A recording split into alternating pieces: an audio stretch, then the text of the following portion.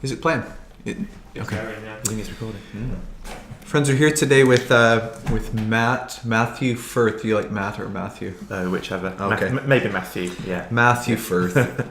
Matt is a chaplain at Cumbria University. That's right. Yeah. And what the heck is a chaplain? Oh, it's a good question, isn't it? Every chaplaincy conference that you and I probably go to starts with this question, doesn't it? What on earth is a chaplain? I've never been able to answer it. Oh, no. Well, I mean, I think, in my model of chaplaincy, it's about trying to connect people and also the institution that I'm working in with God, and trying to open people up to the possibility of God and to connect people with Jesus, and to try to sort of offer the wisdom of the Christian faith both to people and also to the institution as well, I think. Mostly through personal relationships for you, or institutional things, or what does that look like to connect people with Jesus? I think there's a lot of personal interaction. So the way we do it in Carlisle at the University of Cumbria is through being around the table with people. So there's lots of food and lots of conversations. And food's good. Absolutely. So it's a very, very biblical thing, isn't it? Getting around the table at parties and things. How long have you been a chaplain?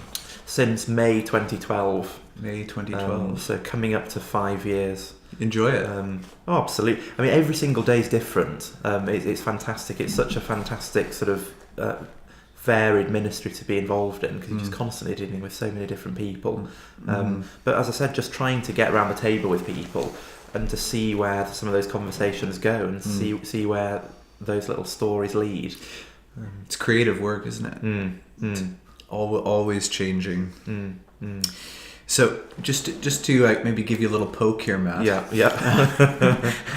I've been struck on Facebook sometimes because we're friends on Facebook, and there's always lots of really good debates that happen there. I've been struck by your sort of rational capabilities. You seem to be a fairly smart guy. What is your educational background? Well, I started off being really interested in science. I remember during my GCSEs and A-levels, that was the thing. So chemistry and physics and maths were the things that I was really interested in. So I went off to university, and my first degree was natural sciences, and I ended up specialising in astrophysics. So that was the first bit of, I suppose that's the first bit of my kind of, educational background or story, really, the physics. But then sensing a strong call to be ordained in the church. Did you practice as an astrophysicist? No, it was very much. I mean, I was very interested in it, but it never really got beyond the kind of master's degree sort of thing. So I'm not a trained scientist in that sense, but that's the background. You studied theology though after this as part of ordination training. That's right. Yeah. Where did you study that? So the first thing was in Cambridge, and then the second degree was in Oxford, and so when I felt really strongly called to be ordained, then it was a bit of I remember sending an email to my supervisor saying, actually, I'm not going to do the fourth year. I'm going to switch to theology instead and see if ordination's the right thing. And, you've had an interesting intellectual journey. So there's probably an interesting merge of faith and science type stuff. I've also noticed on Facebook, to go back to Facebook for a minute, that you engage lots of people in sort of apologetic type arguments, sort of defending your own faith, defending certain positions. And sometimes those conversations can get a little bit heated. You're on with my friend Rabbi Dan the other day, having a good banter back and forth. Good. It was good. It was theological tennis. Theological tennis. Question for you, as an evangelical who has strong convictions and beliefs about your faith, when you're debating with somebody, I don't like to use the word argue, but when you're sort of going back and forth with somebody about things that are deeply personal, what do you think it means to disagree as a Christian person? How do you have a good debate as a Christian? What shapes that posture? You see, I think one of the things that Christianity brings to an individual, but also to society, is a really strong commitment to freedom. So I feel really strongly about people being free to debate. And I think one of the things that is happening in our culture is people are feeling very squashed and as if they can't say certain things, even though they think them and they think they're true. So I suppose part of what I'm doing when I'm having quite robust debates with people, whether it's in person or social media or wherever, is being challenging enough to get people to see that they can also be challenging and that they can also say exactly what they think. So I suppose part of the reason behind me being quite challenging and getting into some of those hot potato debates is that I want people to step over the line away from fear and into just being completely open, and then realising that when they're in a debate there's going to be no comeback. It's just a debate, and people may or may not change their opinions or views, but at the end of the debate nobody's going to feel as though they have a vendetta against the person they've been debating with. So why do you think people tend towards, sometimes some people tend towards hiding opinions that they might hold? Is it just to keep the peace, or I mean, what do you think about? I think that because not everybody engages like you do. No, and I think sometimes you might not advance a particular view or opinion because you don't particularly feel comfortable with opening yourself up, because there might be something in your personal life that you just don't want to talk about, or you're not ready to talk about, and that's fine. In those cases, the debate really won't happen. Right. It just won't happen. But if, in a sense, if somebody's already kind of opened the debate up, then in a sense it's fair game.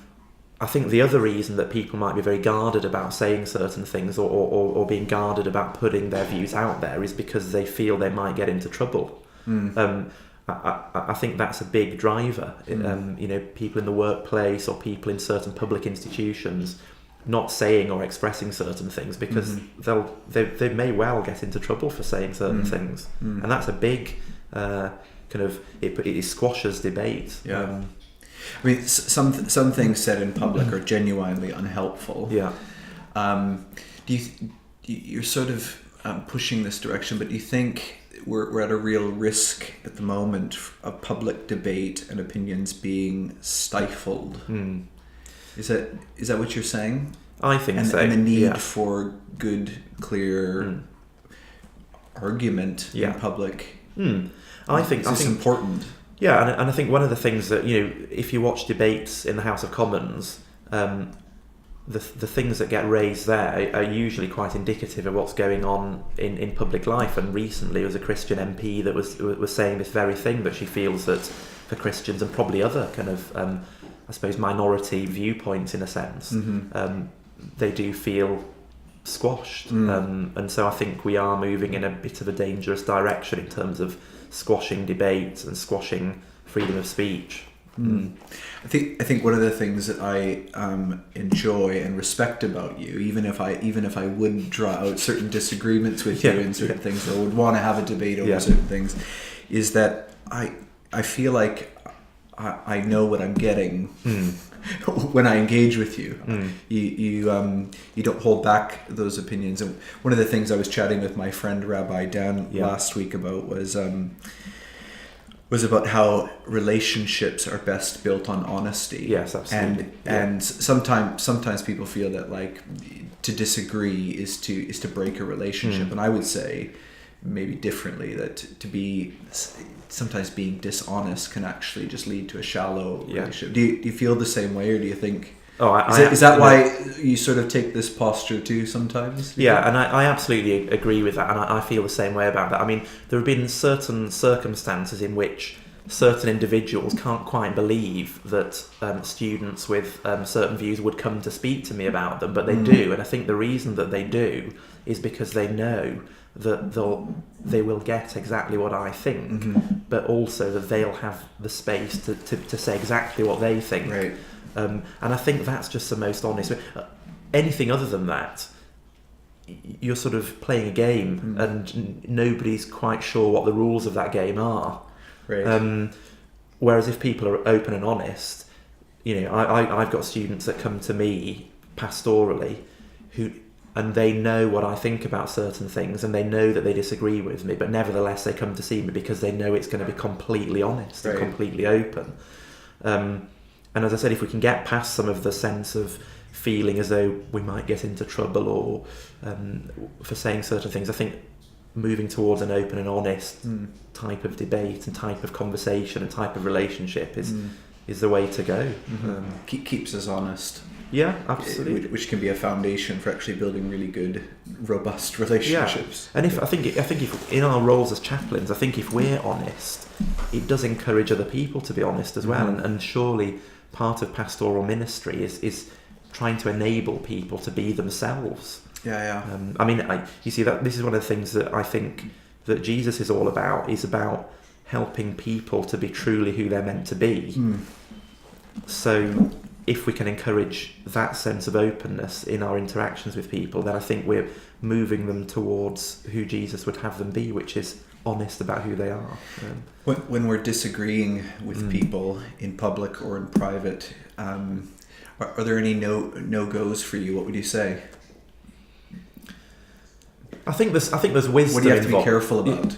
Yeah, I mean, I don't think any particular subject is off limits, but I think there's a lot of wisdom involved in what subjects you address at a given time. I mean, depending on what's going on in the news or depending on what you might know is going on in somebody's life, there are certain things that you probably wouldn't address at a certain time just from a perspective of wisdom. But I don't think there's any particular subject that's off limits, or certainly shouldn't be.